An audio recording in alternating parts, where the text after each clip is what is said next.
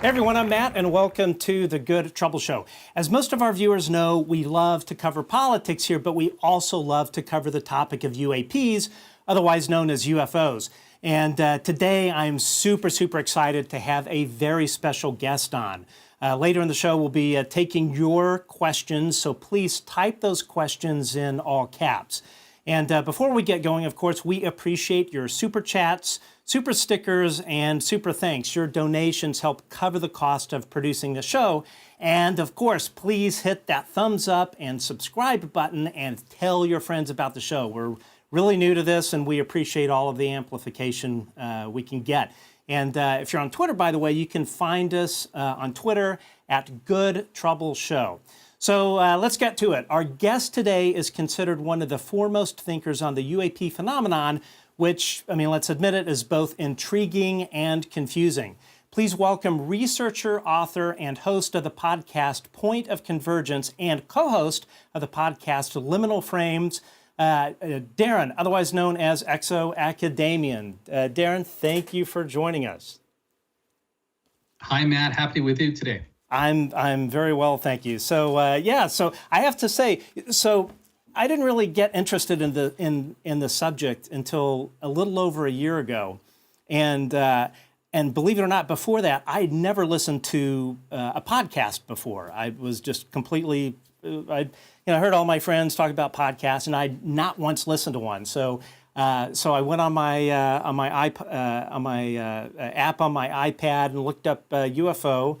And the first one that came up was Spaced Out Radio, and then yours was the second. So you were literally the second the second podcast I ever listened to, and I have to tell you, I was just absolutely hooked. It's just your thoughtfulness on the subject and how you're able to take these kind of difficult to understand topics, at least for me, because I'm so new to it. I just thought you did such a great job. So thank you for joining us. I'm so happy to be here. And just so you know, I mean, the podcast really has been my own journey too. It's been my opportunity and my excuse to really engage in this fascination and this topic. So basically the last couple of years I've been doing the podcast. It's about my own journey as well as much as everybody else's.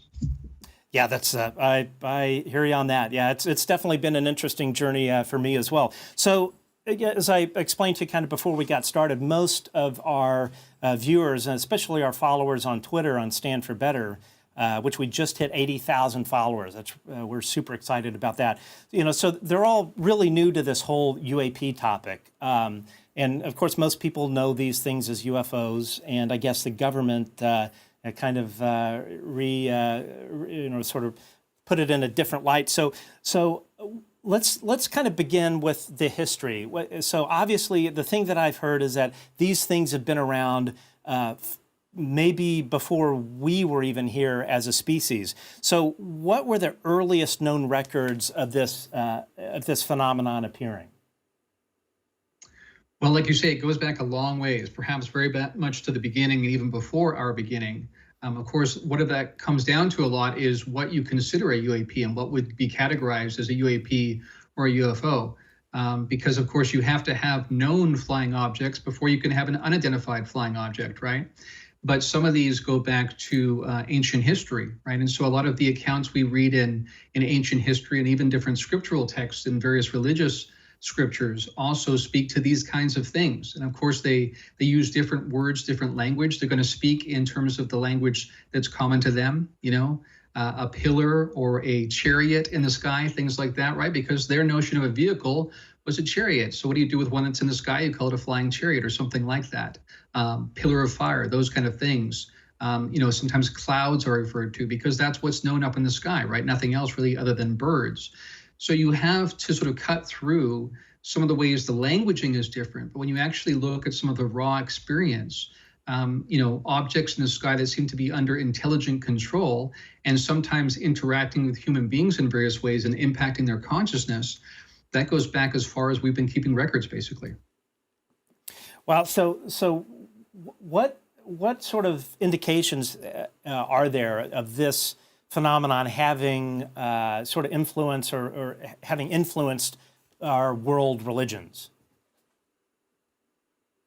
It's a good question, and I think it's undoubtedly done so. The only question comes down to if it's a direct interaction or an indirect one, right? Because there are some people who would suggest to you, even like a Tom DeLonge would suggest this probably from TTSA fame, not to mention his rock star fame.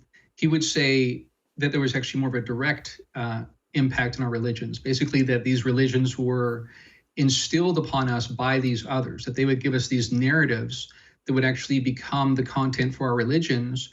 And that, in some perspectives, even that there were different religions that were seeded with different narratives, which would in some ways set up a kind of warring kind of situation between different people groups.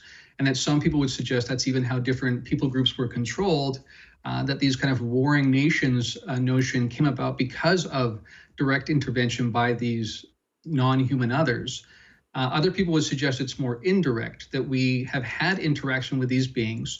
You think about a notion like cargo cults, where when people see things in the sky that they can't understand, or see things in their bedrooms, for that matter, that they can't understand, they have no grid for, then they will, try to make sense of it in whatever way they can. They call it supernatural, if that's what they have available or whatever. And then they start building up narratives around what is ultimate reality. What are angels and demons? What are gods, right? This notion of God, small g, is really about these beings that have power that eclipses our own to the point where we think they're not really mortal. And so some of these beings clearly would fit that bill. And in those cases, it's human beings sort of taking the initiative to form religions around these interactions. But that's more indirect. But there's also people who would suggest there's been a direct implanting of our religious narratives as well. Interesting. Yeah, it's a friend of mine was over earlier, and he's actually one of the editors on Ancient Aliens, and he had no idea that I had been doing this on the UAP topic, and he was getting into, or he got into exactly that kind of thing, and especially you think about like these UAPs have been called different things throughout the ages, but it really is likely more due to just what you would call something in the sky, So if it's ancient Rome, it would be a flaming chariot. If it's today, it would be a tic-tac candy. So so this has been going on for quite some time.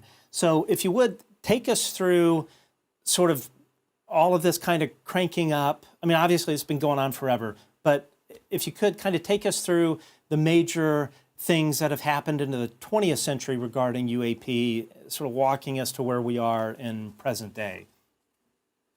Right. I would say, first of all, that march through history has had lots of strange occurrences. High strangeness is this term used to apply to the UFO phenomenon, where it's so much more than just a sci-fi appearance in the sky of things that look like extraterrestrial vehicles coming from Zeta Reticuli or something. There's so much more to it than that.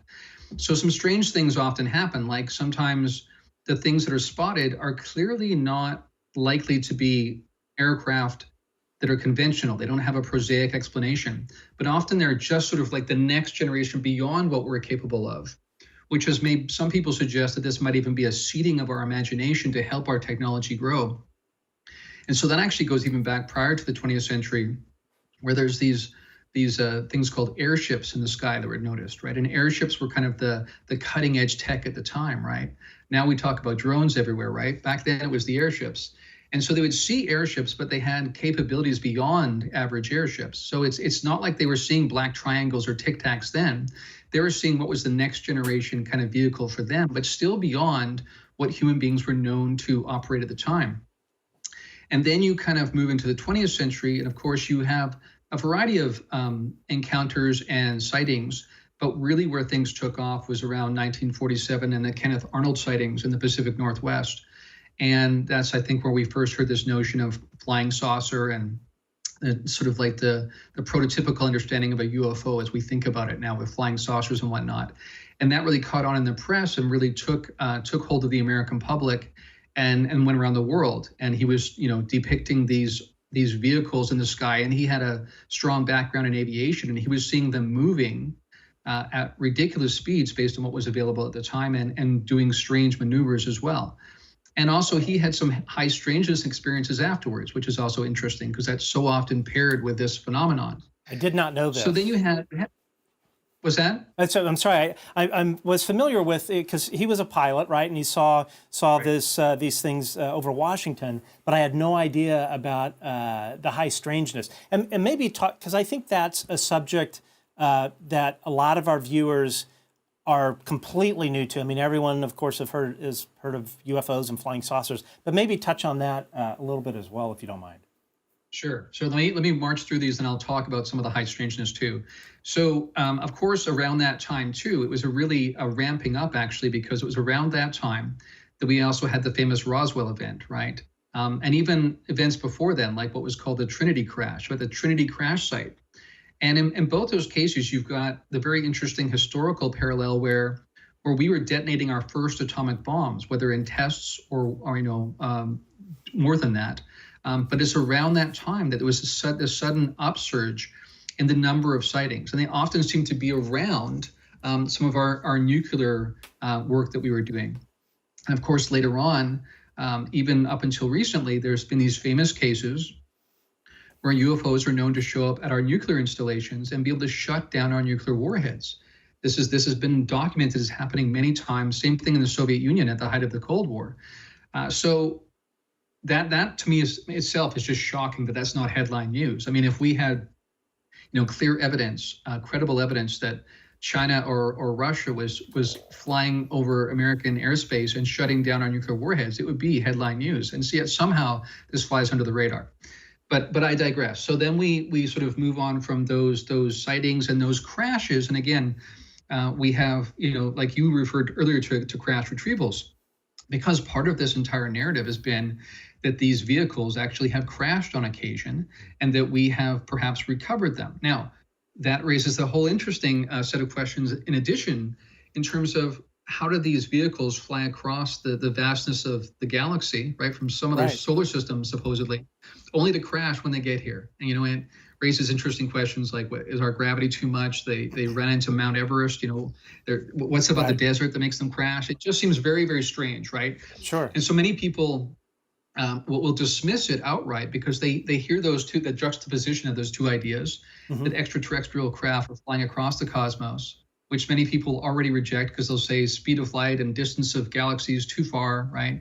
And then you're going to tell me they crash when they get here? That's just it's not credible. So that's why a lot of people reject us, and yet the evidence is really strong. And then they didn't stop there. We have famous cases like, a flap over DC, in the 50s and things. And so things that kind of get covered up in the historical record. And of course, in the 20th century, it was much easier to cover up the historical record. You could have much more of a conspiracy around putting pressure on both individuals and press, the media and whatnot, to not cover certain things, or if you are going to cover it, then put a certain spin on it. We all know that the Roswell event went from the Air Force actually, confirming they had a UFO, to suddenly saying it was, something else, something really prosaic, right? And they've changed their story a couple times, and yet, that's what they tried to do. So a big part of this is all of these sightings were going on throughout history, with credible witnesses giving accounts, many, many credible witnesses, not people looking for, fame or fortune. Some people wishing they hadn't seen it, but they're honest people and they admit that they do see it. And at times, recovering actual records as well. But there's been this concerted effort throughout the 20th century anyway. It's changed a little bit more recently, but in the 20th century, there was clearly a dedicated effort on behalf of the military establishment anyway, to deny these things, to suppress them, to basically scoff at people who would actually claim these things could be real. And there was a dedicated intelligence operation run over decades to basically do that.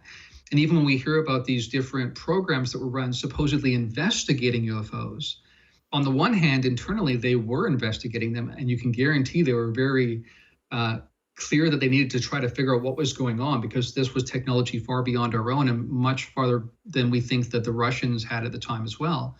But publicly, the opposite was happening. They were claiming, this is nothing. You just saw, swamp gas or Jupiter in a weird alignment or something, or whatever. You're not a credible witness. Sometimes the worst scenario, like actually trying to destroy people's careers and their credibility to try to maintain the secret. Then in more recent cases, you have like this famous case, the Phoenix Lights, that happened, where vast numbers of people over the city of Phoenix saw these giant black triangles floating very silently and slowly over the city. And then, of course, more recently, which you already referred to with the Tic Tac, which, like you say, we use the idiom of a modern kind of candy to refer to these things now. So just imagine how that would sound to someone, 500 or 1,000 years from now. They would have no idea to reconcile what that means. Probably Tic Tacs will not be around then. I mean, the candy.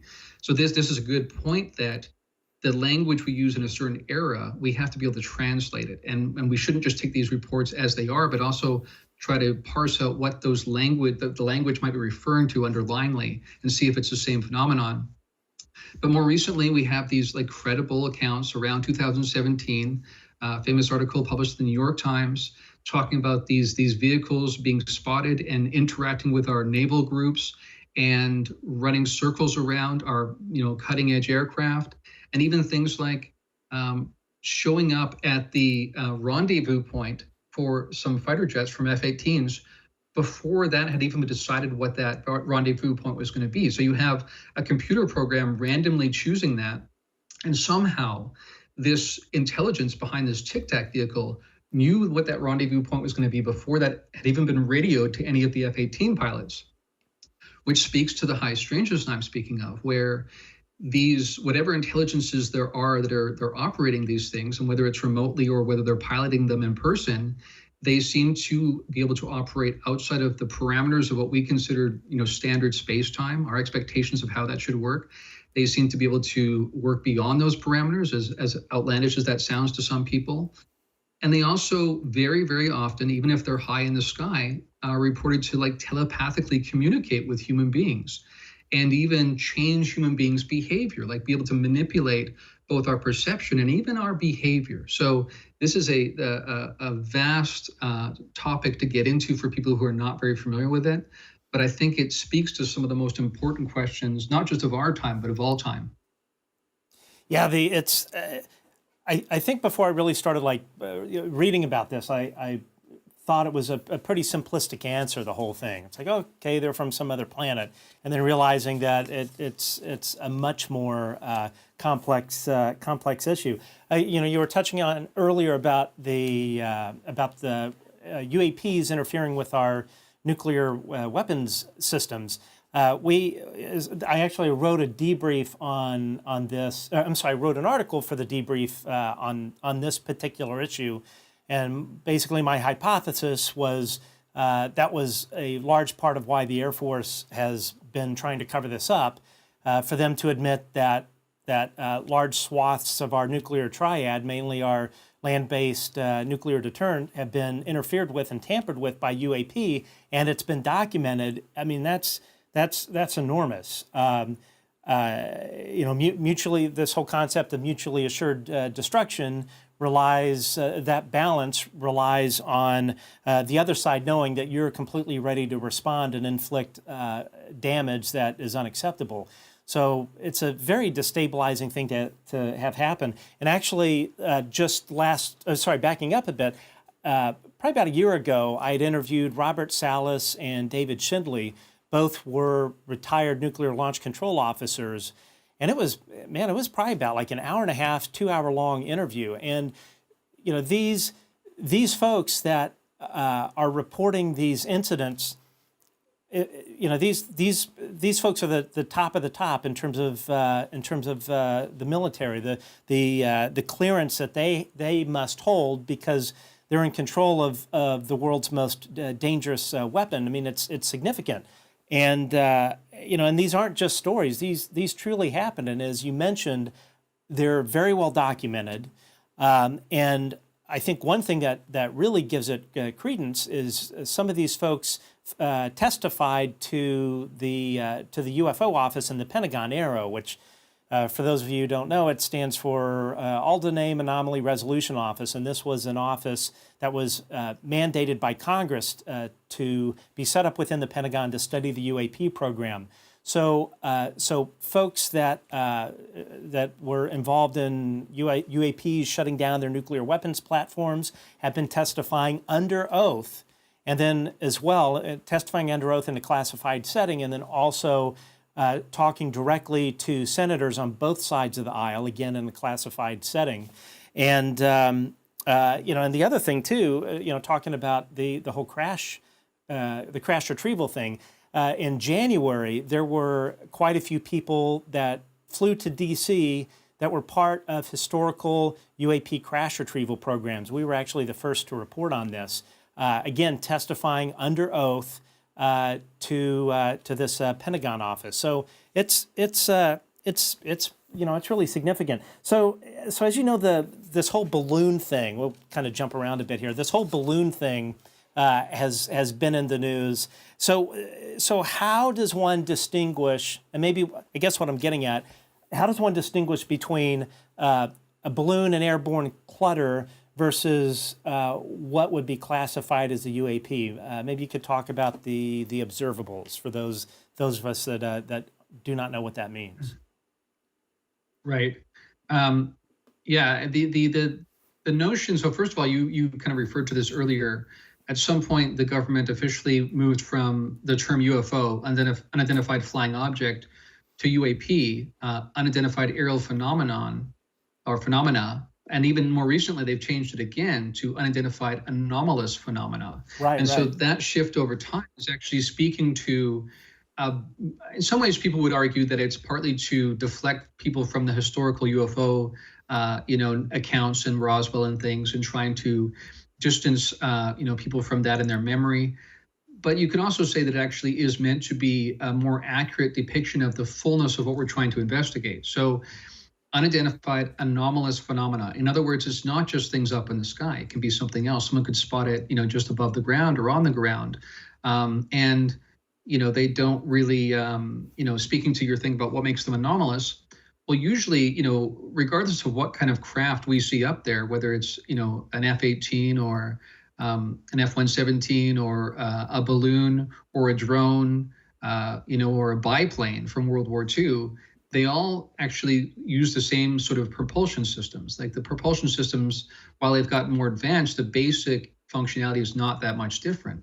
And so you need wings, you need to have acceleration to get loft into the wings to keep it up in the air, right? And so what's anomalous about these objects very often is that we don't see things like wings. We're not sure how air is actually, holding them aloft, nor do we see any signs of propulsion systems, right? We don't see jet engines, let alone, propellers. We don't see jet engines. We don't see anything. We don't see exhaust plumes, right? So these things that you would expect any kind of prosaic understanding of what would keep something in the air, we don't see that with these. And you also see things like instantaneous acceleration, where they can go from a standstill to suddenly shoot off so fast you're not sure if they just disappeared. And by the way, sometimes they do just disappear. They seem to just dematerialize. That adds to the mystique here. And then you also have this notion of, just to give some of the highlights here to people, is this notion of being transmedium craft, meaning that they can not only drop from space to, just above the seabed in no time at all, but then they can go just as easily straight into the ocean, and sometimes not even seem to leave a wake when they go into the ocean, which makes you wonder how they're doing that, of course, that we don't have anything like that in our arsenal. And then there's even been cases where they will fly into what look like solid objects, like being spotted flying into mountains.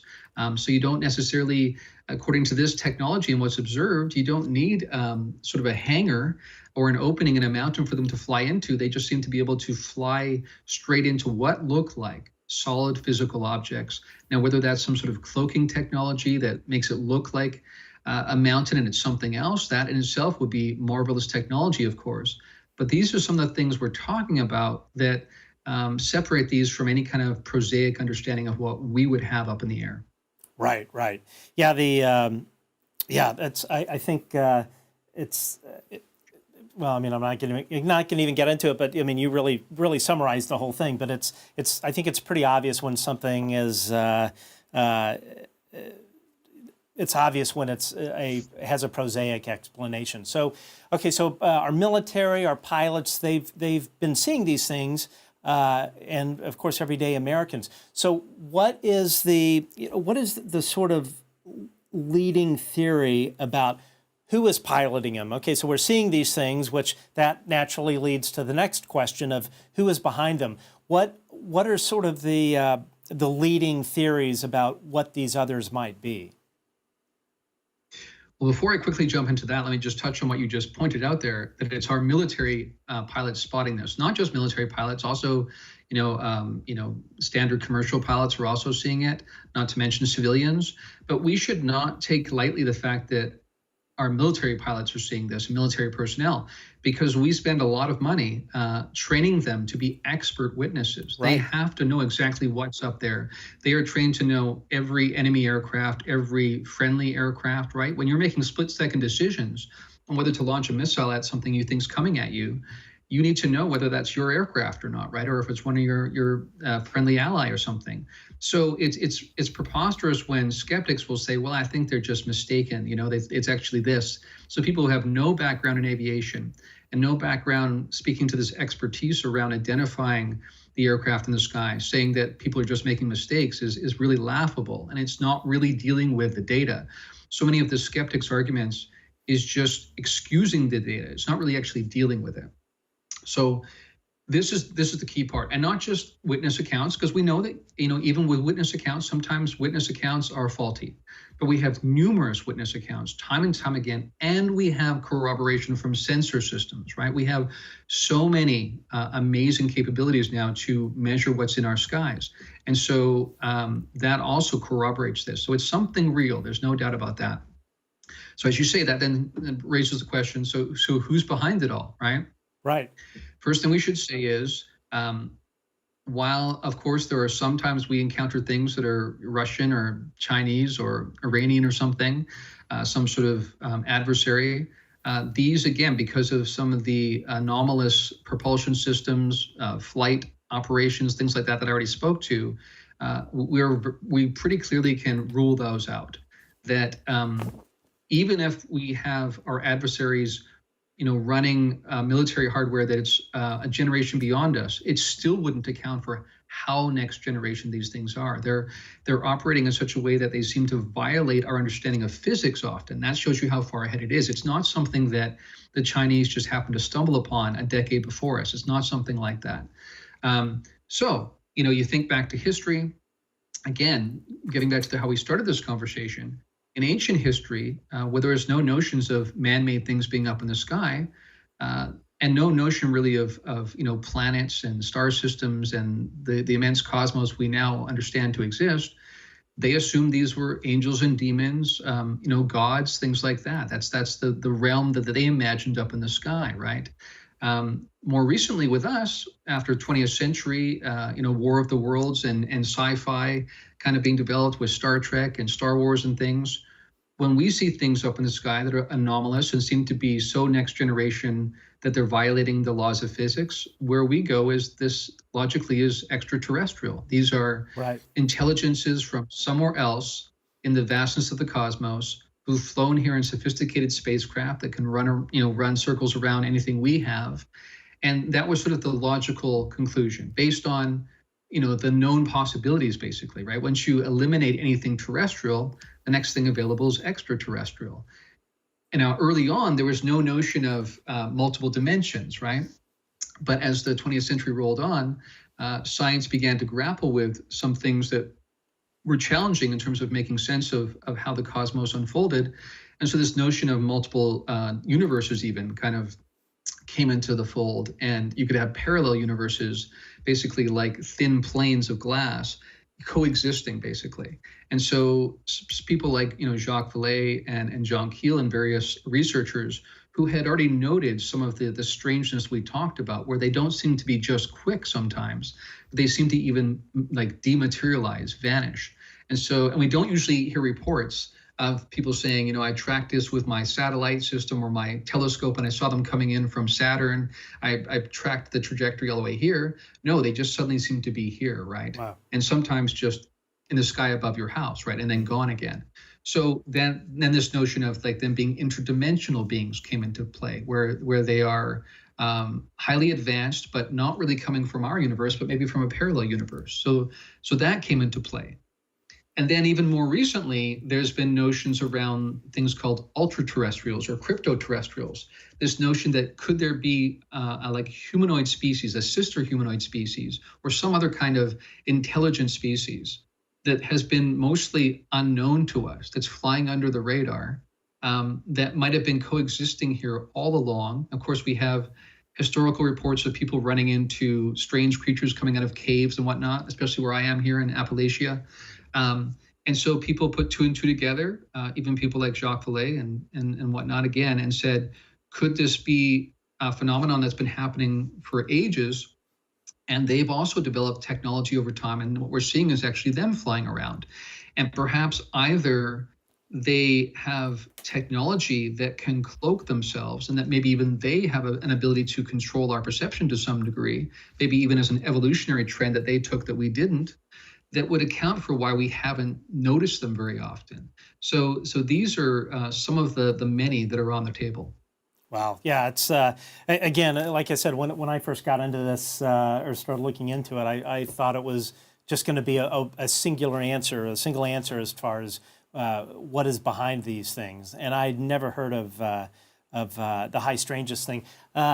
We have a user that asked a question, Delta Tesseract, please define prosaic. I've heard this word thrown around for several months, so I looked it up on Google, and I still can't get it. So how would you define prosaic? So another way to say it is conventional, something that would not exceed what we would expect. So it's something like either Chinese or Russian craft, or it's someone's mistaken, they saw a bird that was just doing something strange, or a cloud that was doing something strange, some sort of atmospheric phenomena, right? It could be any of those things, but basically you reduce it to something that's actually just conventional, nothing really strange after all, once you really understand what it is. Got it. Yeah, no, I think that's a great explanation. So, okay, so it's clear that it's multiple things interacting with us. What is your feeling as far as, are these things benevolent or malevolent? And is there a common message that people that encounter these beings, is there a common message that folks get from these others? Right. So Matt, that is a massive question, right, but yeah, I'll do my best to address sure. it. So there's a few different points to hit on here. Number one is, whenever people have encounters, whether it's in ancient history or today, there's the experience, there's the raw data of what they encountered, and then there's the interpretation of what they encountered, right? And those are two different things, and we all go through it. And we shouldn't, exclude that from the picture. So we always have to, whether we're trying to parse out an ancient account or a more recent one, we have to think about, what is this person's cultural background? What is their scientific background? What are their religious beliefs? Because that does play into it. And we should try to think about, how do we separate interpretation perhaps being overlaid over the raw experience, just so we can get back to as much of the raw experience as we can, so we can actually collate data and see what's actually going on. Now, so the reason I bring that up is because what almost always is involved in these encounters is something called ontological shock, where you're encountering things that are not prosaic, right? Things that Sure. are not supposed to exist, right? And maybe you thought about it when you were a little kid or something, and then your parents teach you that's not any more real than Santa Claus is. Right. And so when you suddenly encounter these beings that not only are anomalous, but they're just beyond any frame of reference you have, and as a modern person that there's no way that anyone else would believe that could happen, and yet it's happening to you, then you have the ontological shock. And also, as human beings who've followed a trend of evolution, we often respond with fight or flight when we encounter something that is incredibly anomalous. And I don't just mean, I don't think I've seen that bird species before, but there's something like a gray alien with massive wraparound almond-shaped eyes, right, in my bedroom, at the end of my bed. And again, these are not just encounters in the sky. So I bring that up to say that initially people often think of them as terrifying events because of that. They're very frightening because of the ontological shock. Now, there's been surveys and studies done more recently that have demonstrated that often shifts over time, that perception, that interpretation of the event shifts over time as people have more time to think about it. They get past the initial shock and they think, when I think about it, there was nothing actually negative about that. They didn't hurt me. Even if they took me somewhere, they brought me back. And if anything, when people are brought back, if something is done, they're often augmented in some ways. They seem to demonstrate certain capacities and abilities they didn't have before and that most people don't have. So that's why I say it's a bit complex in trying to sort out, are they positive or negative, right, benevolent or malevolent, because we always bring a layer of interpretation to that. But I would definitely point out that not only is there more reported positive than negative encounters, but especially when you allow for time and perspective to come into play, people often look back and say that they're glad it happened, even if it was ontologically shocking. And it makes them ask the deepest questions about who are they and what is reality and what is life and death and all sorts of things. They often come to believe that it was real, and in some ways they're happy it happened to them, even though it was very shocking at first.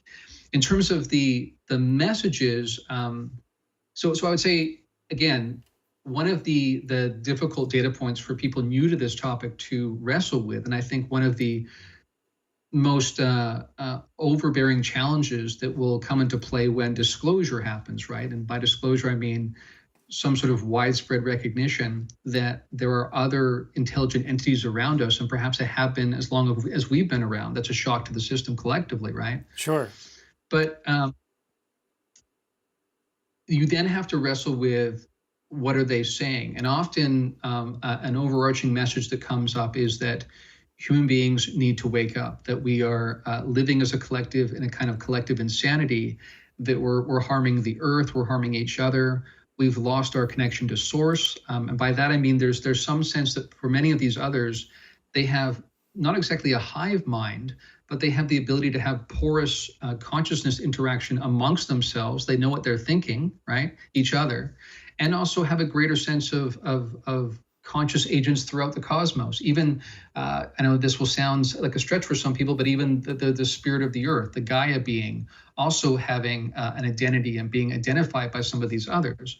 So often the overarching message is, you need to change your ways. You need to wake up. You need to see that you're connected to everything, and that your connection goes even beyond this lifetime. So this is, again, where even the spiritual messages of ancient history come in. And you can see how this is likely the very same phenomenon, because, of course, people built narratives, religious narratives around life after death, right, and things like that, and ultimate meaning, metaphysical meaning, because of those encounters. That's where these religions came from, I would argue.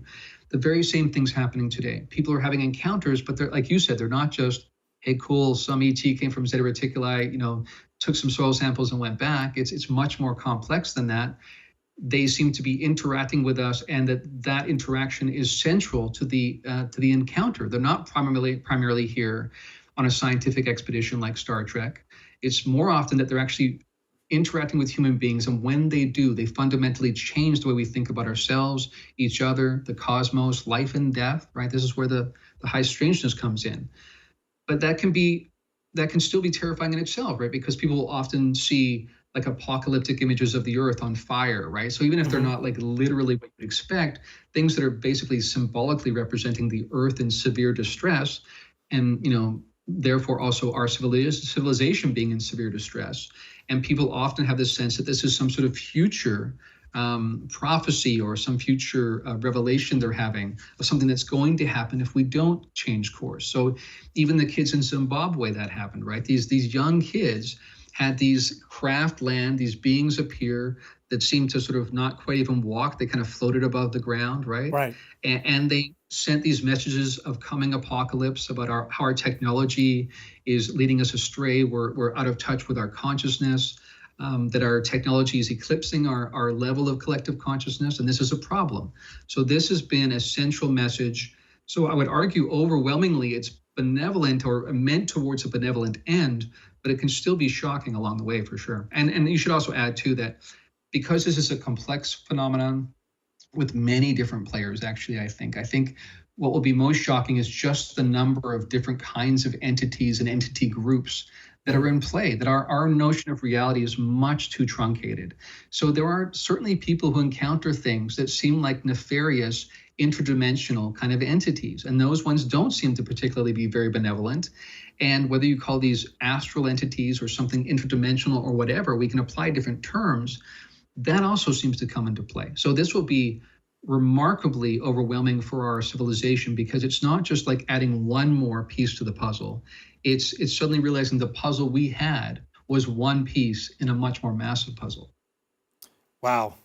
Yeah, it's that is it's again, I keep coming back to when I first started looking into this. I had no idea how massive this this thing is in terms of all the things at play.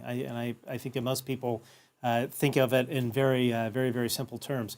Real quick, I just wanted to say thank you to Christian Morales for the nice super chat. And Christian has a question for you. In Darren's last episode, which I'm not sure if he's talking about liminal frames or point of convergence, he mentioned two different agendas. How confident is he of this fact? I also sensed urgency in his tone in his last episode, and why? Right. I had a feeling this might come up in our conversation today. Yeah, I think so. I mentioned it in both. So in Point of Convergence, I kind of talked about these two different factions and two different agendas behind the two factions. And I also, on the most recent Liminal Frames episode that came out last night, probably people sensed my gravity and the urgency behind it. So this goes back to something I covered on 3 episodes last year on Point of Convergence, where I talked about this notion coming out of intelligence circles that was being shared with people like Ross Coulthart, the Australian journalist, that he was hearing from these sources that he trusted, that he had known for decades, basically, and they have never led him astray before. And he's a seasoned, investigative journalist. He's not going to have the wool pulled over his eyes very easily. And he knew these people, and he'd known them for decades. So before I begin, I would say that if it's a psyop, then it was a pretty highly planned one over time at highest levels, where even the sources in the intelligence circles didn't know they were part of a psyop, which I think is less likely. I think what's more likely is that he was actually getting valid intel from them and what they were speaking to. And I also heard the same thing from retired British intelligence analyst Frank Milburn, and I heard from another source too that's retired CIA that was talking about the notion that in some way these beings that were here were definitely not conventionally human, but in some ways they were connected to us via DNA, and they may indeed be us from the future, or some semblance of us from the future, because it's so far in the future, maybe 10,000 years or more, 20, 30,000, where they look more like a gray alien. And then you've got people like a friend of mine, Mike Masters, who is an evolutionary biologist and has a specialty in the hominid line, who's written books about this, suggesting that when he looks at their biology as an evolutionary biologist with a specialty in the hominid line, he thinks they almost certainly are related to us in some way, which of course adds a whole nother complexity, right? I didn't even mention that in the known hypotheses out there. His model is called the extratempestrial, because it's about outside of time, not so much about outside of space. But the intel that was coming from those circles that I discussed last year was that these beings were here, and they look like your standard gray alien, but they're somehow connected to us DNA-wise, and they may even be our descendants in a distant future. And they were returning to our timeline to try to impact change in regards to a certain event that's coming in our near future, not distant future, but near future. That's why they came back to this period of time. And that there was at least 2 groups of them, probably more, but 2 essential groups that had 2 different agendas pertaining to this event that's coming. In other words, one of the groups wanted to make sure it happened, and the other group wanted to make sure it didn't, and wanted to work with us to make sure it didn't. And part of the notion there was that because they didn't want to interfere too much in our timeline and give themselves away, they let the public believe that they were actually extraterrestrial when they were actually extratempestrial. They were future humans, right? Okay. So yeah, lots of complexity. Now since then, last year, when I've been researching this and have had more sources, some very compelling sources, I would say I think the time piece comes into it, but sorry to make this even more complex for your audience, but any notion of science and our understanding of reality is going to be eclipsed eventually. We have scientific revolutions for a reason, and if we think we've reached the epitome of scientific understanding, we're fooling ourselves. And I bring it up to say that even some of these others have shared that our notions of space-time are incredibly flawed. They look a certain way. We feel like we are beings moving through linear time in a progressive way, but that's not really what it is. Even Einstein showed us that actually we have this integrated fabric with space-time, right? And if you warp one, you warp the other. Right. But it's even much, much, much more than that. And we have a long way to go before we understand it. But one of the more recent messages I've heard from these others is around the notion that time isn't even really real, that this is a derivative experience we have in our reality, but it's not fundamentally real. Wow. Okay. And I've spoken to physicists like Nima Arkani Hamed, who are cutting edge physicists who have suggested that space-time is doomed. And what he means by that is space-time as an explanatory model is doomed. We already know from research that space-time cannot be the fundamental description of reality. There must be some more fundamental level of reality, which we don't interact with directly, from which we get the derivative products like space-time and quantum theory. So already what I'm pointing to is that even in our cutting edge science, we're already seeing some moves towards notions beyond space-time. So if you get too focused on space-time, you're kind of missing. That's a byproduct in some ways.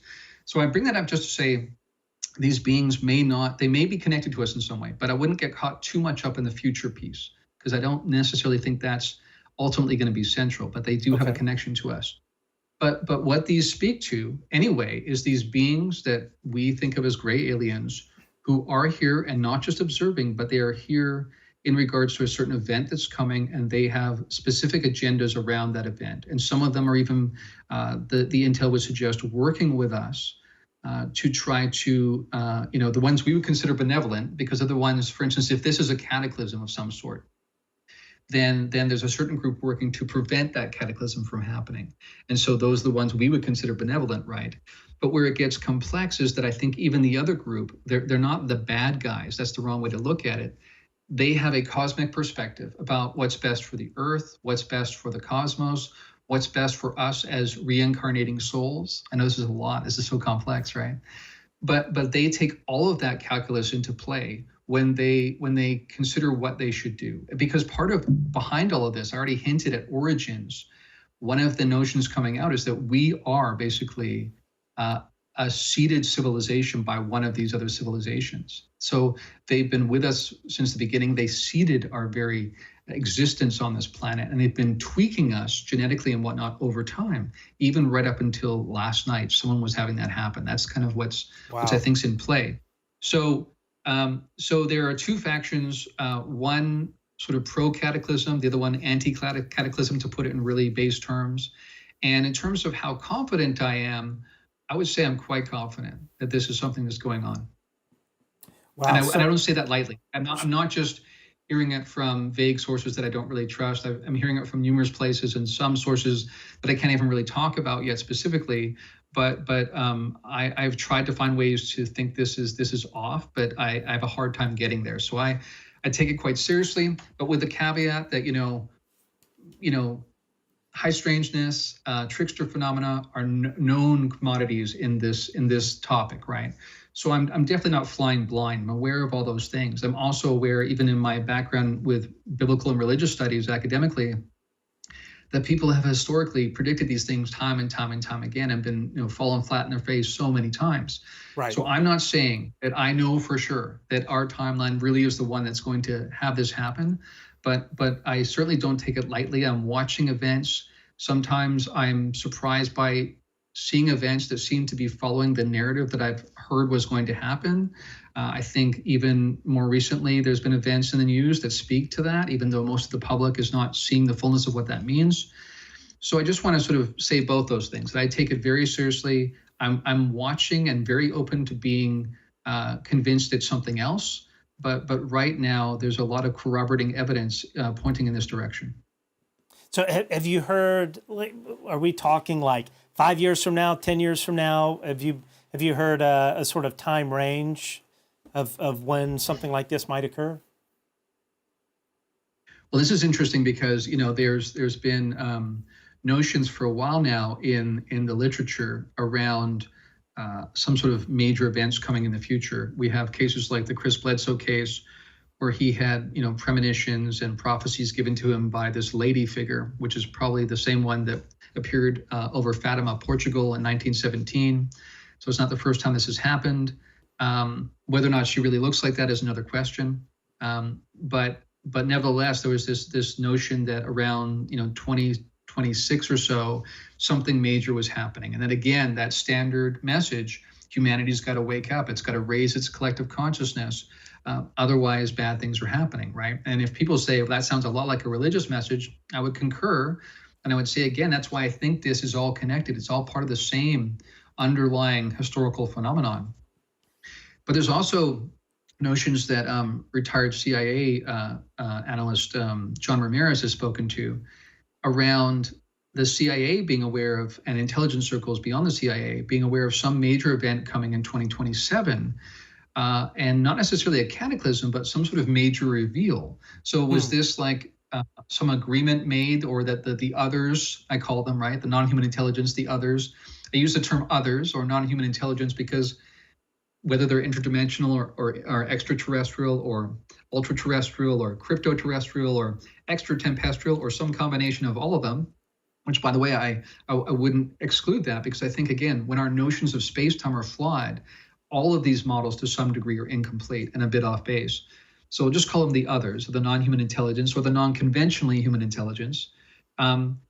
If they let the intelligence circles know, you've got this long, and then when 2027 comes, we're going to reveal ourselves en masse, because so far they haven't, right? People have individual encounters. We have rare cases like the Phoenix Lights, but generally they don't show themselves en masse. But perhaps this is what the intelligence circles know. And there's been some people that I've talked to have even suggested, more than one, that even the change in tone we noticed around 2017 with the publication of that New York Times article was a slow reversal in the government's treatment of this topic. Rather than suppressing it and mocking it, they were actually going to slowly desensitize people, right? Slowly prepare them for what's coming and have a 10-year ramp up from 2017 up until 2027 when this event happens, so that people are more prepared when it does happen. So that was the initial one. The stuff that I'm aware of now is more imminent than that. So I would say, I don't want to give specific timelines because that's never a good idea. And I would also point out that this is a dynamic process because the different factions are involved. And there's even different groups involved in terms of the secret keepers within government and whatnot that are also aligned to various degrees with these factions. So it's a dynamic process in play. And so no one really knows the exact timing. But I think one of the things that's that we can be sure of is that things are in play as we speak. And so it potentially could be as recent as, or as soon as something quite recent, like something this year or within the next couple of years. And I'm even maybe being conservative there. I think that some of the moves we're seeing in terms of a shift in government perspective, even recently, like in 2023, is related to this. So that again speaks to just how imminent it is. So let's talk about the government. So so if Roswell occurred and Trinity occurred and the government recovered these craft, we certainly haven't heard about it from them, which leads us to the conclusion that they've been lying about this all the time.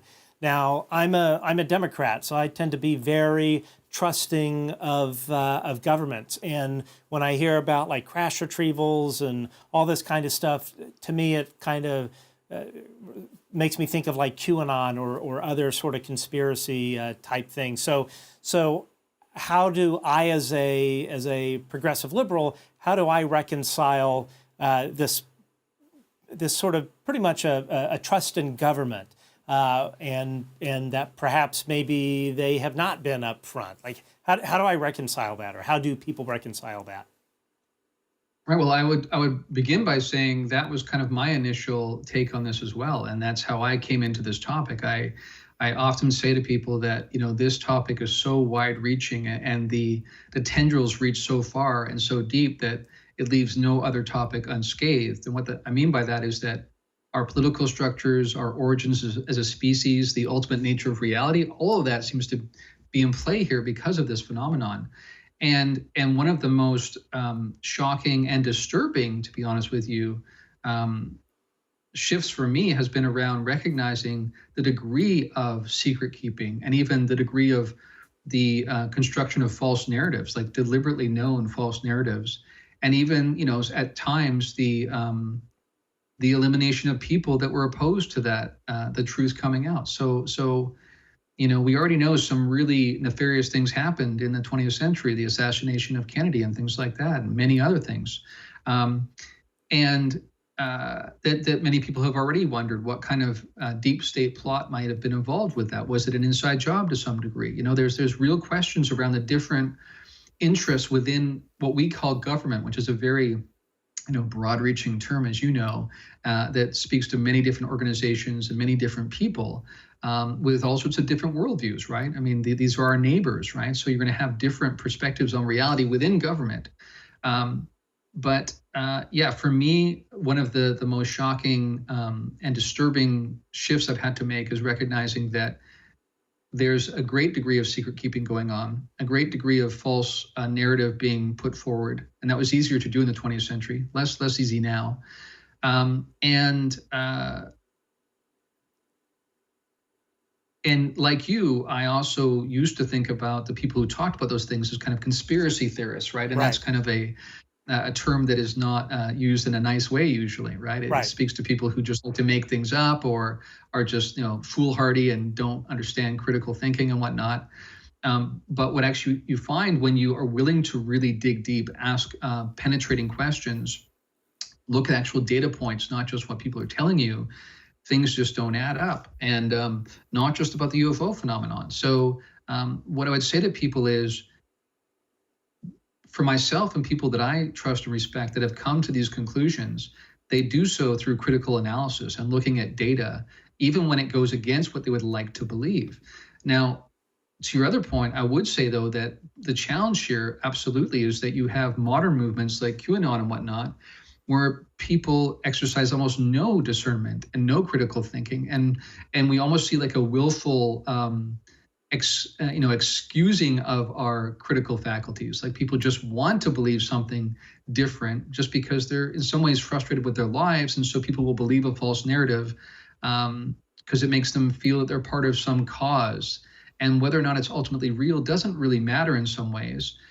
Now, what I'm getting at there is that the challenge is I think there are some real conspiracies historically that have happened, and the UFO phenomenon just being one of several. And the challenge here is we have to do the work on each case, right? Each thing we come across, we have to dig, cross-reference, try to corroborate as much as we can, watch for our own biases in the process, whether we're progressives or not, right? Whether we lean conservatively or progressively, we should do this. And then see where the evidence takes us. People like Jacques Vallée made headway historically in this topic because they were willing to ask hard questions that other people weren't asking. Things like, could this be connected to religious history and fairies and things like this that have been reported throughout time? And what he trusted was the data. He said, when you take away the interpretation, some of the language, the cultural norms and whatnot, and idioms, there's a remarkable degree of underlying consistency to the reports, which led him to believe it might be the same thing all along. In the same way, we should do that. Follow the data wherever it takes us, no matter how alarming that ends up proving to be. I was listening to a podcast with Dr. Gary Nolan, who we're big fans of, and he was talking about the trying to fight the stigma that exists in a lot of the scientific community.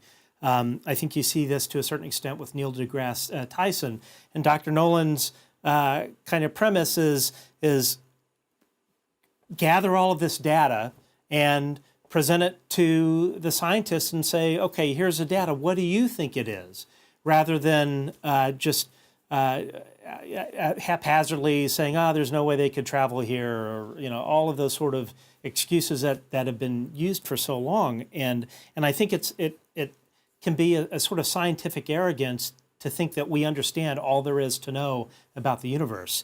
So earlier you were talking about your background in religion and theology. So how do you, so let's say disclosure or confirmation or whatever you want to call it, comes and says that, yes, we are being interacted with by a non-human intelligence.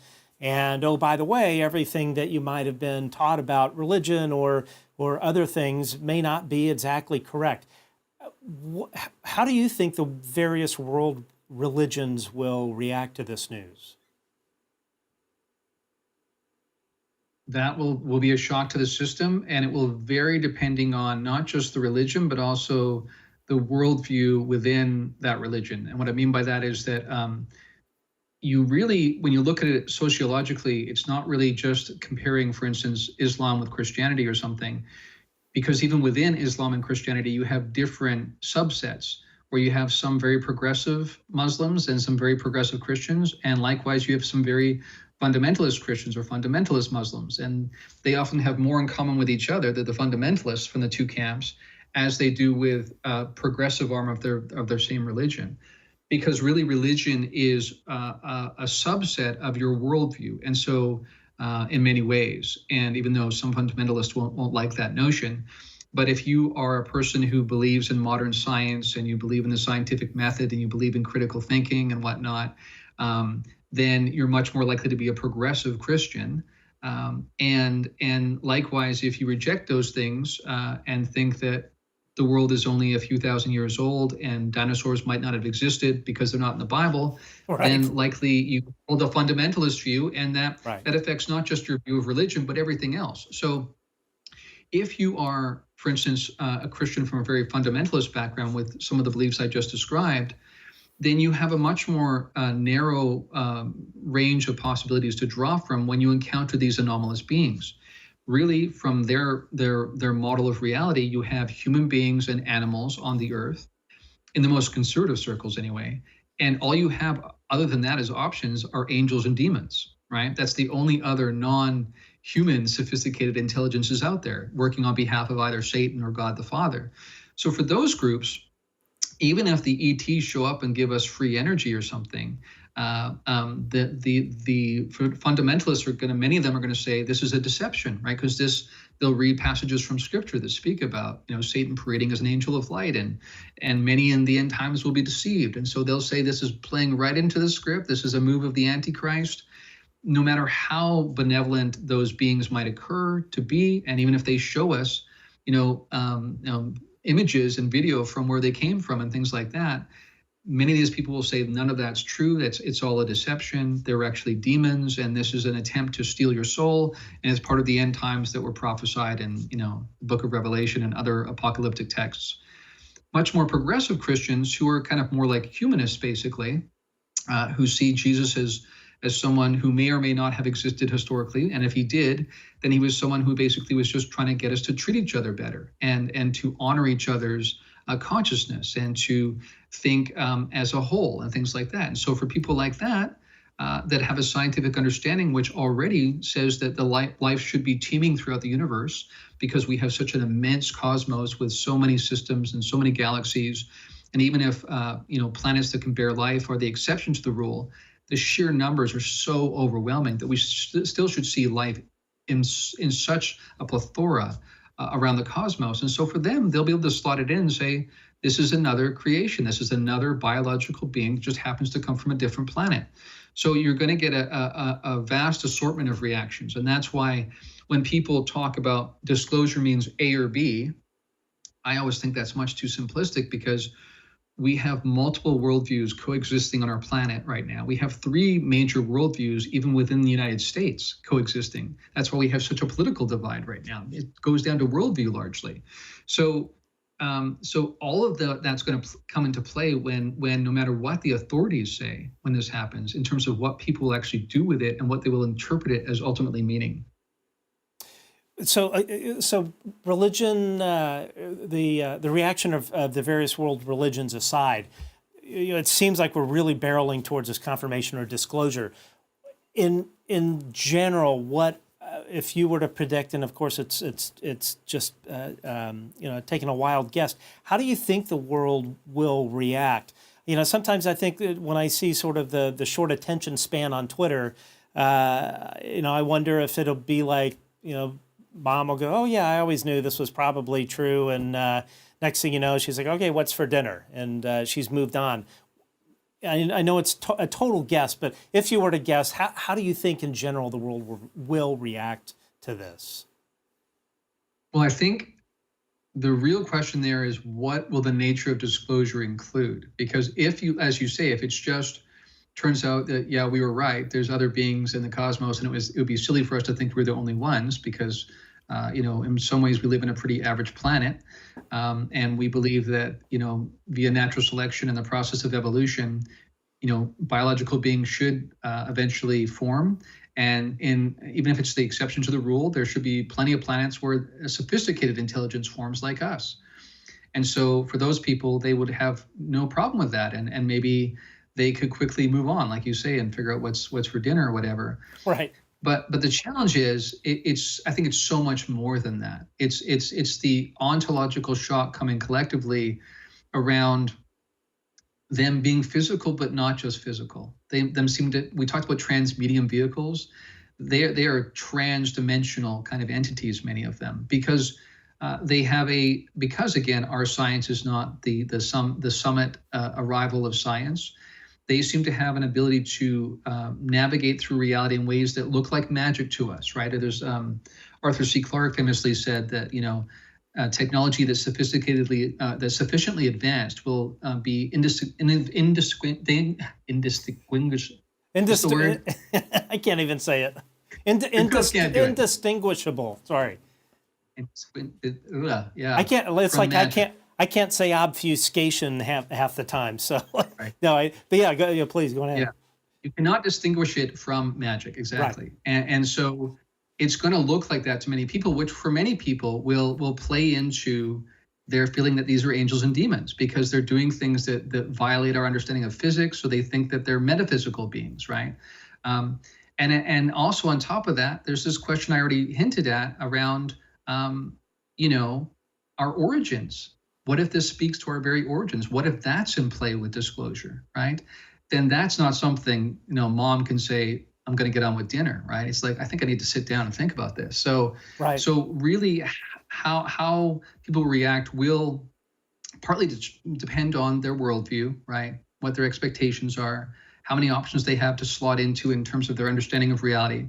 But also what will come into play is how much is actually disclosed. And I will say this, I think it's becoming more difficult for it to be narrow disclosure. I think that a more robust disclosure is probably on the table, because part of I think what's on the table is trying to get us to really reconsider how we run our civilization, how we conduct our affairs. Right. And so understanding our place in the universe, even if it's humbling, I think is something that's probably in play in the future. Yeah, one of the things I wonder is, in terms of like how people will react, is the admission that we are not the apex predator, that we are maybe the middle of the food chain, and the news or the revelation that this is not something that can be controlled. We cannot control what's going on with this phenomenon, and that's a big pill. That's a big pill to swallow. I think us as a society, or maybe just us as a species, we like to think we're the big kid on the block and the smartest thing out there. And I think it will be an adjustment for people. I've wondered the same question, and I really can't come up with much of an answer. One thing I wanted to touch on, which let me back up a bit. So I've never seen anything in my life, and we talked about this before we got on air. And a little over a year ago, I had my first UFO experience.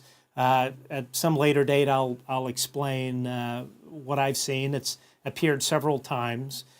But one thing that really surprised me that came along with it were sort of like paranormal type things happening around me. You know, walls getting banged on and some other things that I'll maybe go into at a later date.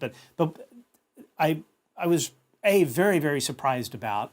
It continues to this day, and I think that was another sort of one of those surprising things about the phenomenon, that I had no idea that there tends to be a connection between the two.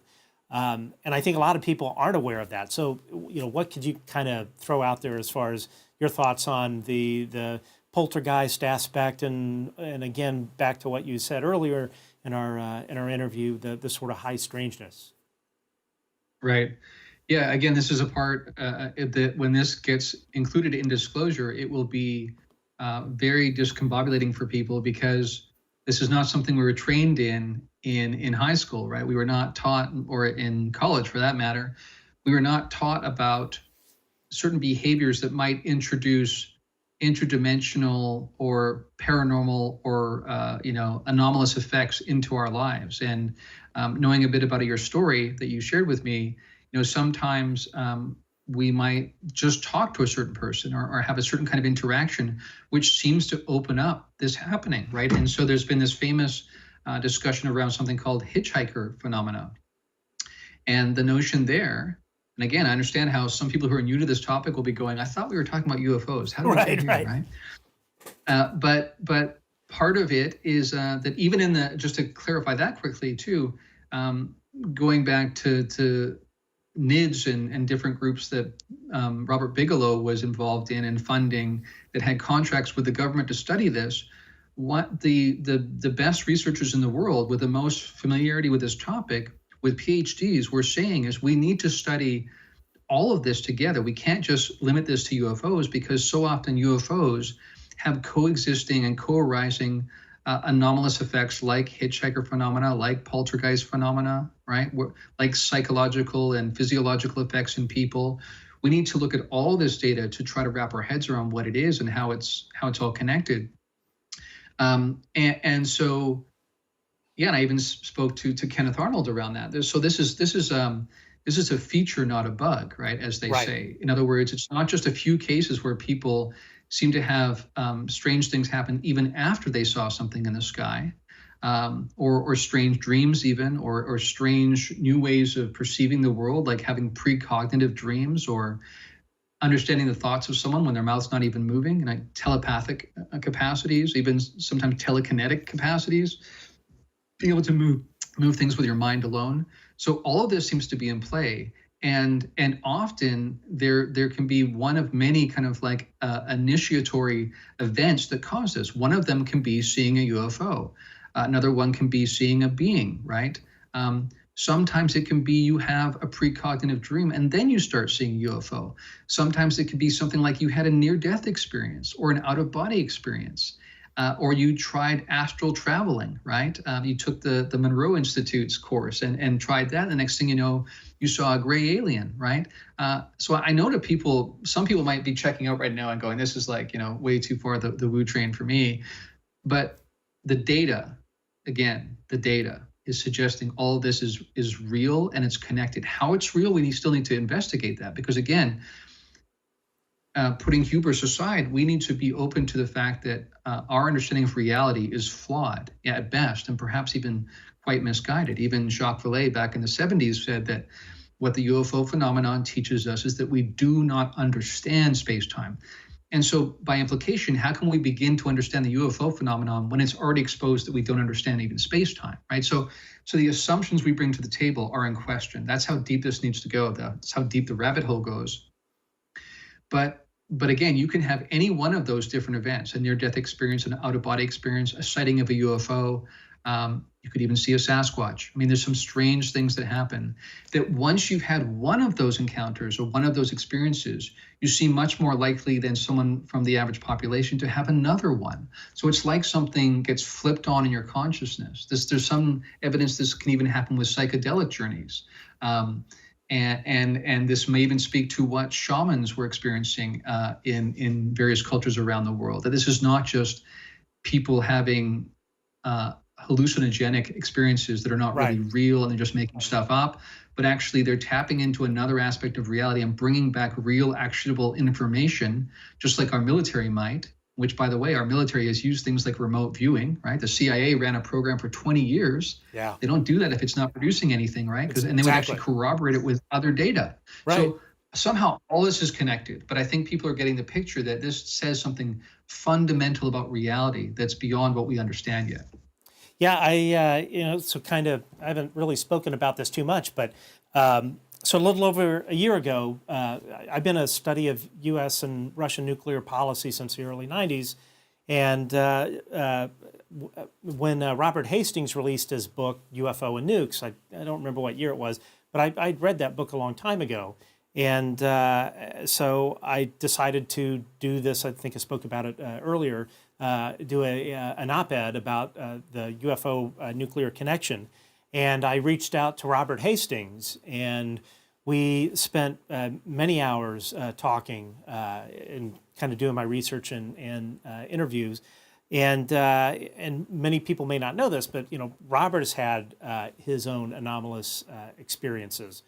And again, prior to this, I had never had anything weird happen in my life. And so anyway, it was shortly after I put out that op-ed and after speaking to Robert Hastings that I had my first UFO encounter. And I'm not, tinfoil hat or any of that stuff. I mean, I'm just a normal guy, and was just completely shocked. It really changed my outlook. I mean, I always knew this was real, but until I saw it for myself, it changed my outlook. And then the other thing that was surprising was having these paranormal things begin to happen, and then having this UAP show up another time. It showed back up early last week. So I've joked around with some folks that if you want to see a UAP, talk to Robert Hastings for a while. But I do think that there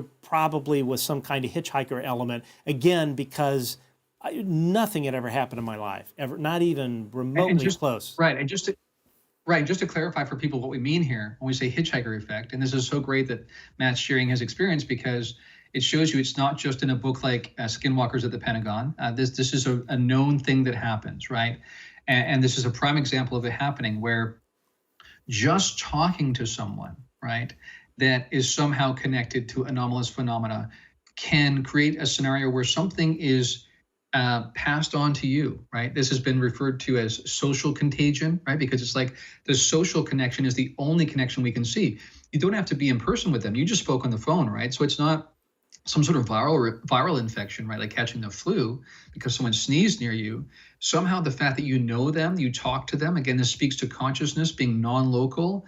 Doesn't matter where they are. They could be on the other side of the world. There were cases from Skinwalkers of the Pentagon where people would have encounters at Skinwalker Ranch and then go on to the other side of the country and proceed to have hitchhiker effect happen to them and their roommates or people they knew, their family, even neighbors, right? So this is quite shocking when we think about, again, if this is part of disclosure, that this is going to be terrifying for some people, because the notion is, just to be connected to someone socially who has had this opening happen in their life can be the mechanism by which the same thing happens to you. So, and there's been some real questions around the more disclosure happens and people begin to reckon with these things and open their consciousness to these things en masse, how much do we suddenly see a massive aspect of this begin to take place in our society, right? These are the unknowns that might come about once disclosure actually happens and people realize this is part of reality. Yeah, I think one of the things that really kind of surprised me, I think if it had been just like a one-shot event, I could have said, okay, maybe I had a little bit too much champagne or something like that.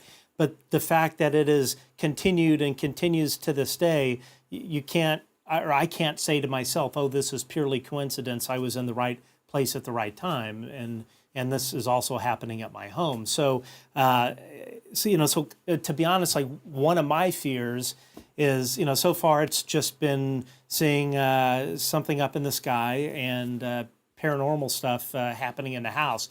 The thing that actually kind of freaks me out a bit is I don't want it to like accelerate. Like, am I going to wake up one night and see something in my bedroom that I would maybe rather not see? Is there a typical acceleration in this, or can it level off for folks? Well, that's a great question. I think it kind of covers the gamut what can happen. Some people have, just when you think that you've narrowed down the data, for instance, like some people might think, well, these are kind of manifestations in reality, but they're kind of virtual realities. They're not really real. But then people have something like a giant bird that shouldn't exist, fly into their car and leave a mark on the car. So that's clearly not a virtual experience, right? That really is something happening and what we think of as consensus physical reality. Now, I think in terms of whether it's negative or not, we don't, that one gets tricky, because part of what comes into play here or has been suggested is that there's a reflective nature to the phenomenon too. So if you come in with fear or aggression, or you're looking for an enemy, right? If you have that kind of mentality, then sometimes you will have that reflected right back at you. So, this has been suggested even with Skinwalker Ranch, when we sent in military type groups with people that kind of training, looking as if they're in an enemy territory, trying to seek out an enemy. What is that seeding the experience with, and what do we end up having a reflective experience of because of that? We have other people who've had nothing but super positive, benevolent, kind of loving interactions that where they feel much closer to these entities than they do to anyone in this world. And on top of that, those encounters, even when they seem to happen in an alternate realm or an altered state of consciousness, feel more real, more substantive than this waking reality. So, which again speaks to some of the religious experiences we hear about in ancient history. So, but again, I don't want to also leave people with the impression that there can never be anything negative. You sometimes have people encountered, like in the Skinwalkers of the Pentagon, a 7-foot tall wolf-like being, like standing upright, leaning against a pole, smoking a cigarette, and an ominous kind of presence comes over people, right? The two sons of this person had been at Skinwalker, and the wife as well, on separate occasions, saw this thing. These are modern people with scientific understandings. They're not going to make this stuff up. Who would want to in that case? Right. But they not only saw something, but they also felt something ominous. So there can be things that happen. But again, because that was Skinwalker, we have the question around again, was that partly reflective aspect of the way that those phenomena were initially encountered and addressed, right? The initial intention and how that seeded the experience. So I would say to people, one real takeaway from all of this is that as we all begin to grapple with this, when it becomes more understood across society, is to be much more aware of your own energy. Be aware when you're emitting fear states into the cosmos, because that can be reflected back to you. That can be a calling card, like a shining light in the dark, to maybe nefarious entities that this person has a weakness. I'm going to come in and see if I can take advantage of that in the same way that a viral kind of bacteria might. So I know this is a lot to take in, but the good news is that we can exercise both some discernment and some control over this by being really aware of our energy. And not only will that help us with each other, but it'll help us navigate these broader worlds as well. And so we'll do just a couple more questions. So the phenomenon obviously has been very elusive. It seems to show itself when it wants to show itself, and mostly something we can never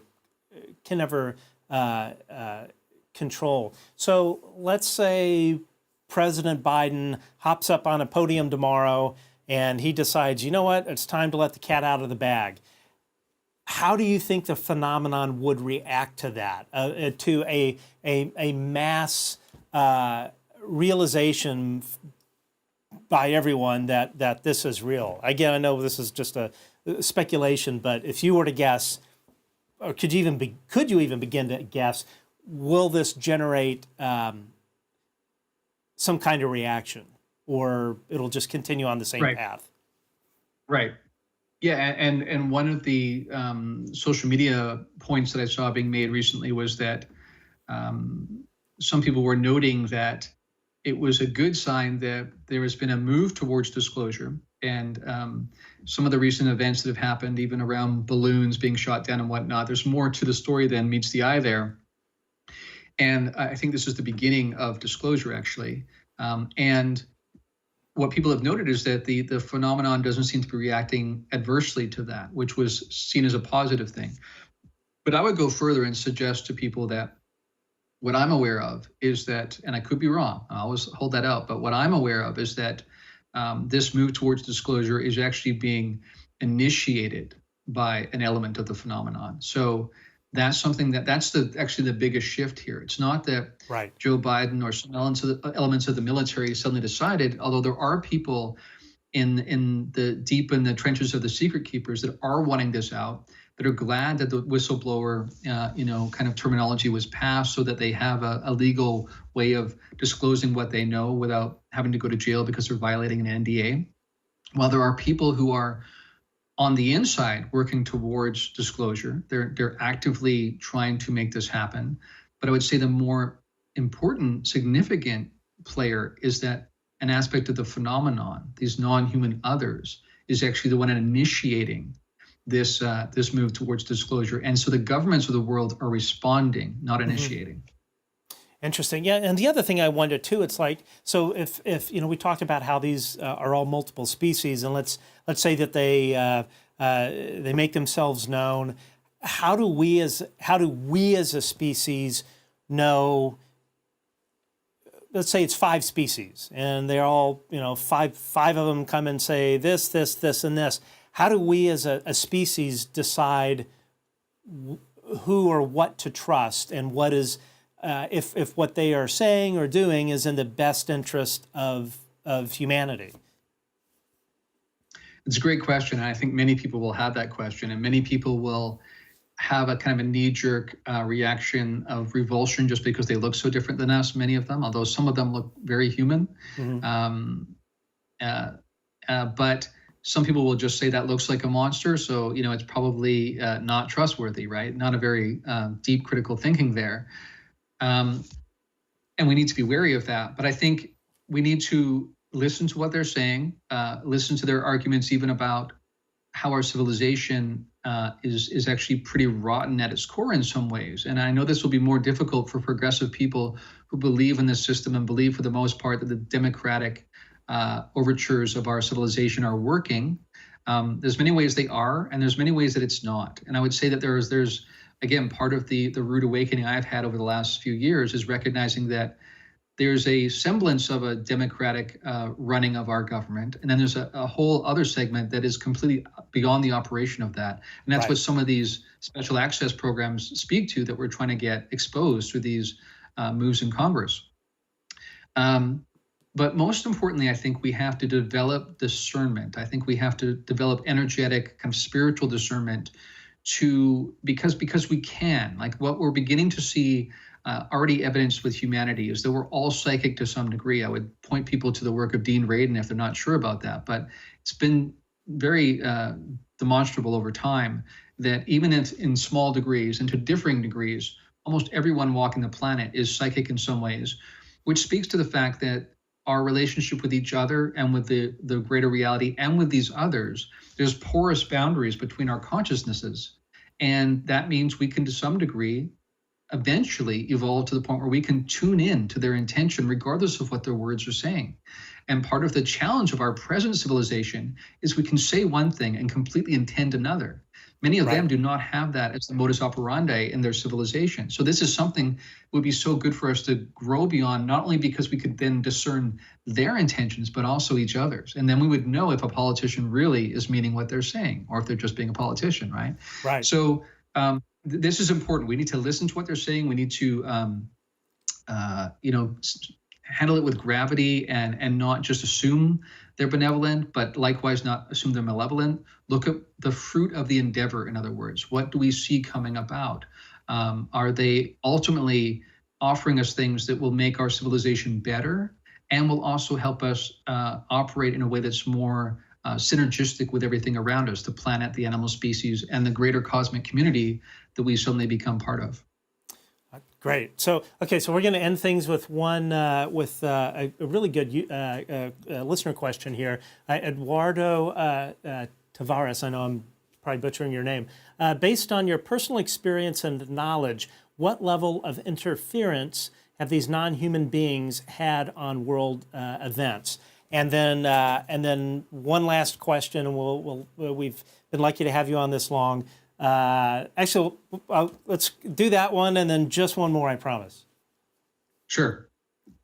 So in a word, massive.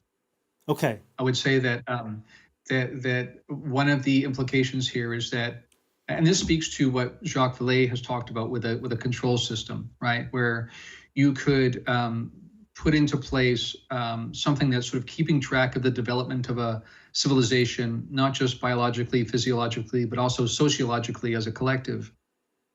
And you could put in certain impetuses at various points, impulses that will steer the direction of that greater civilization. But because you're so much more advanced than they are, you can do it in such a way that they're oblivious, basically, that they have no notion that you're doing this. And right. I think that's the level, most certainly, that's been going on. That it's both, they will sometimes seed our narratives as a collective. They can also interject thoughts into our minds directly. That's been a major part of the phenomenon. People will, just get up on a table, an examination table on a craft, and when someone says, what made you do that? They're like, well, I don't know. It just an impulse entered my mind, just right. Like an impulse to go to the bathroom. I don't think to question it because it arises in my mind. So I think it's indistinguishable from my own. I just said that word.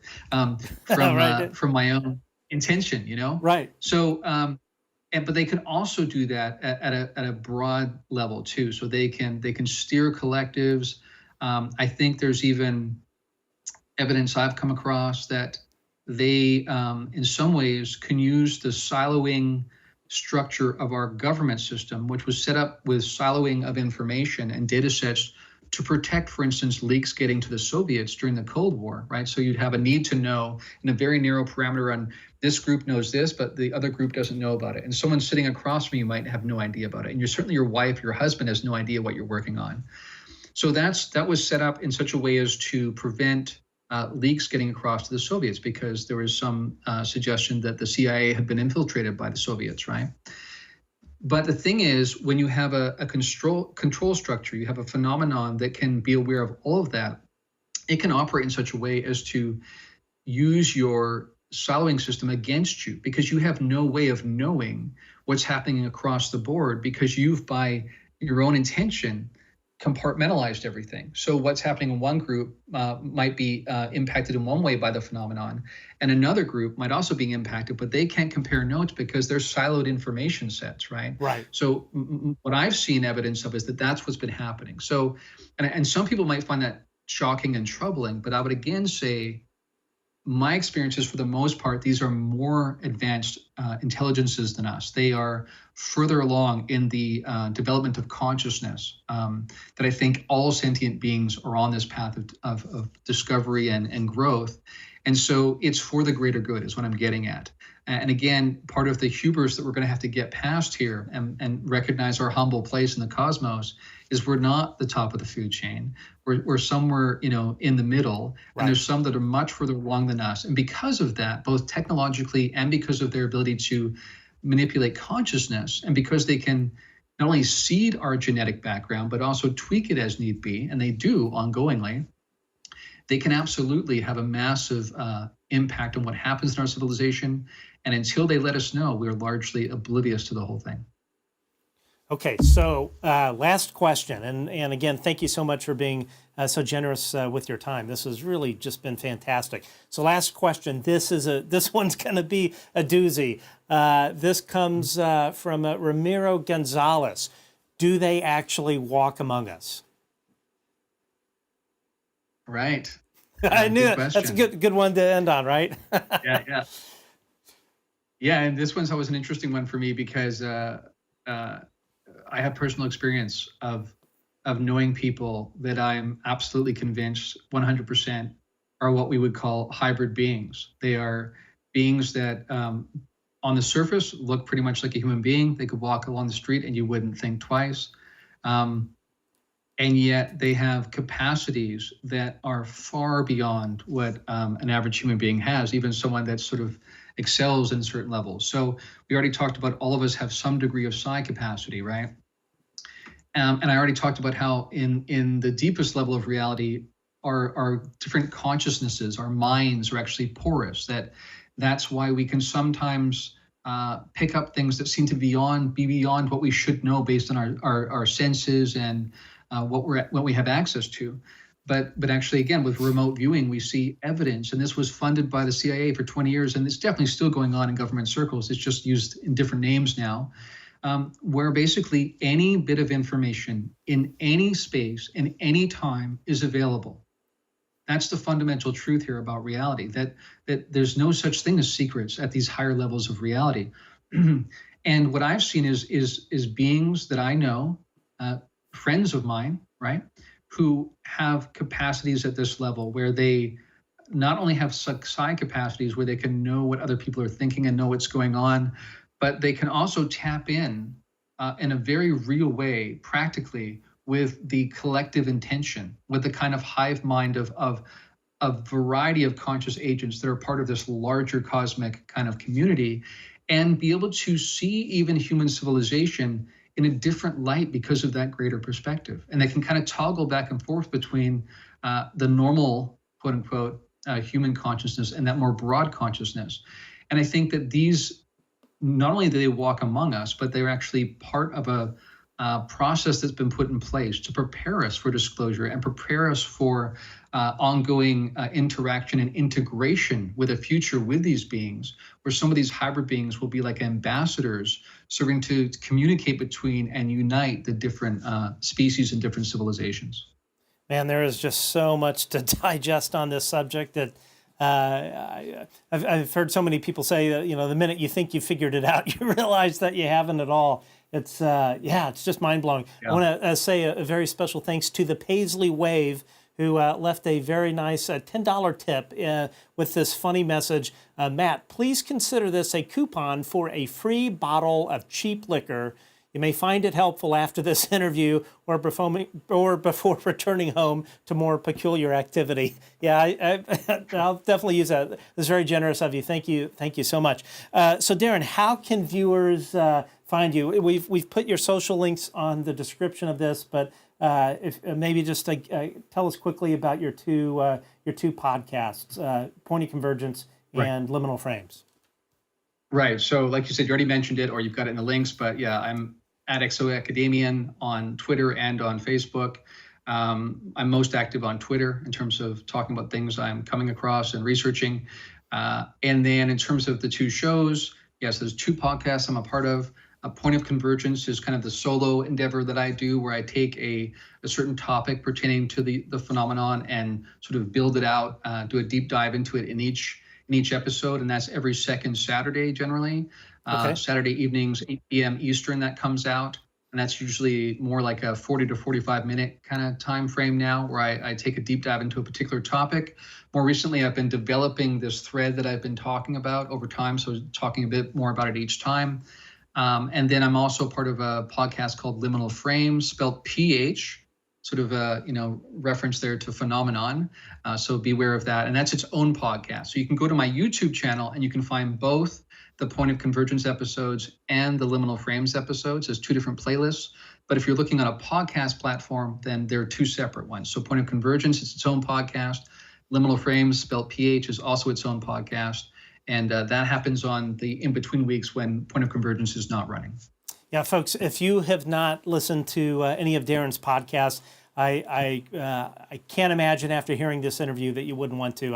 I've listened to every single episode, and as I said in the beginning, I think he's one of the foremost thinkers on this subject, and you will love these things. You do just such an outstanding job at breaking all of this down, and it's so thoughtful and.